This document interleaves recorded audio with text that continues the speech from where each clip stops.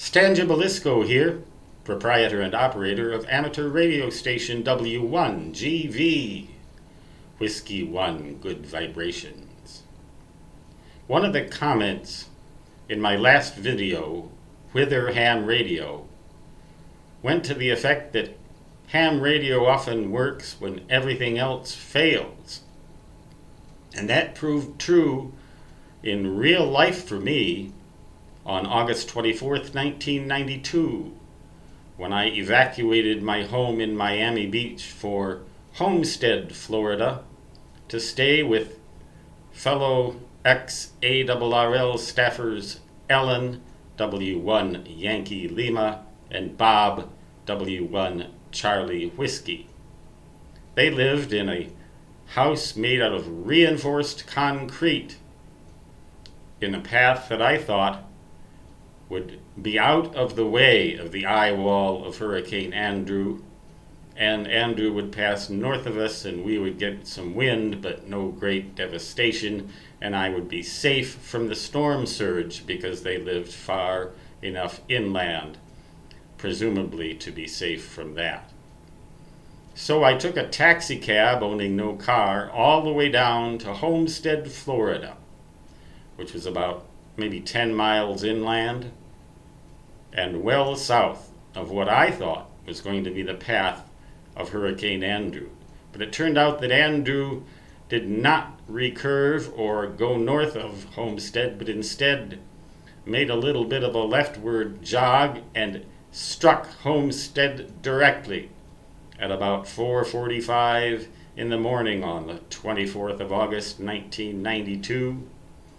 The eye wall of that storm measured about 30 miles across and was well defined, circular and symmetrical, typical of an intense hurricane.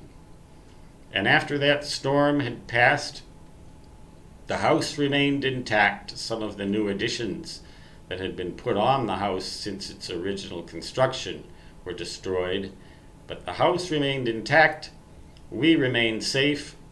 Our ham radio towers were blown down, or the White's ham radio towers were blown down, but they still had a mobile 2-meter FM radio that could reach a repeater all the way up into Miami Beach.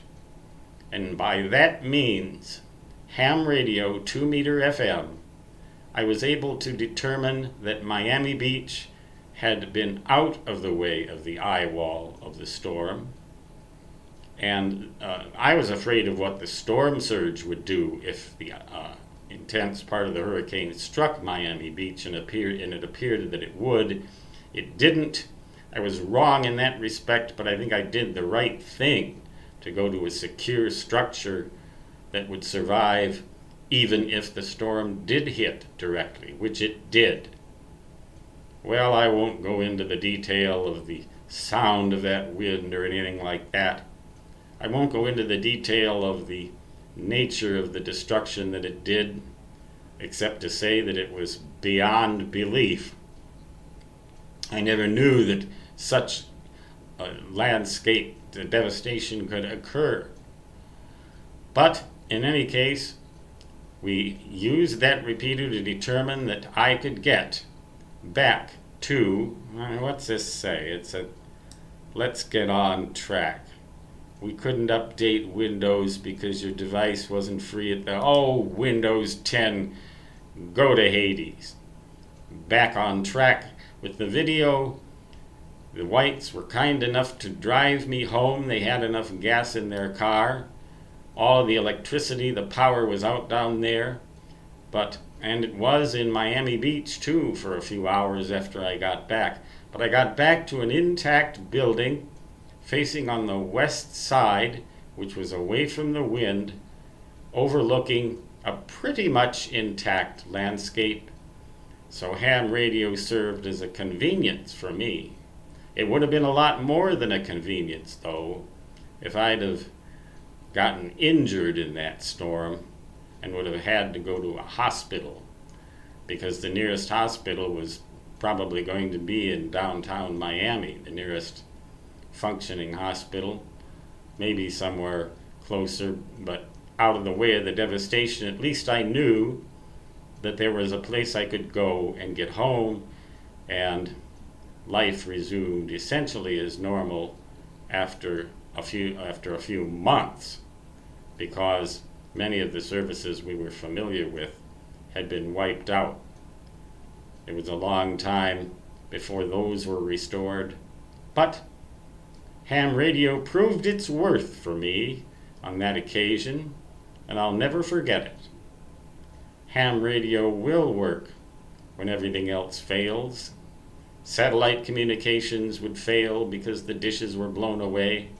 Possibly police radios worked, but I'd never find out by means of the police if I was going to get home or not.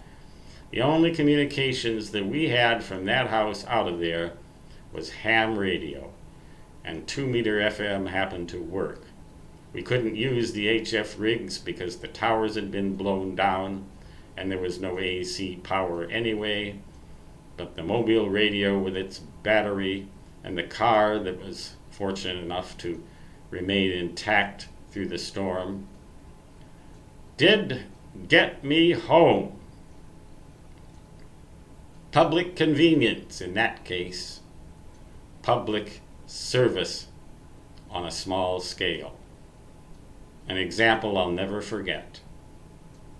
Stangibilisco W1GV saying 73 and so long, which, in my native fist, then as now, translated to da-da-da-da-da-da, except, of course, on 2-meter FM.